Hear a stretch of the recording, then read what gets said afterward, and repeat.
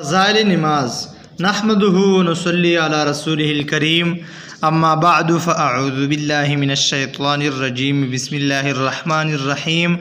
حضور اقدس صلی اللہ علیہ وسلم ارشاد فرماتے ہیں کہ میرا دل چاہتا ہے کہ چند جوانوں سے کہوں کہ بہت سا ایندھن اکٹھا کر کے لائیں، پھر میں ان لوگوں کے پاس جاؤں جو بلا عذر گھروں میں نماز پڑھ لیتے ہیں اور جا کر ان کے گھروں کو جلا دوں۔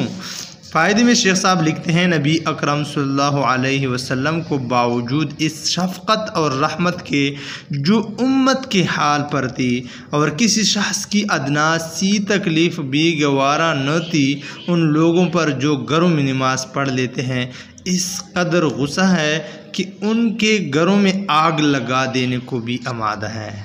اللہ تعالی ہمیں حضور اکرم صلی اللہ علیہ وسلم کے غصے سے اور اللہ جل جلالہ و جل شانہ کے قہر سے حفاظت فرمائیں۔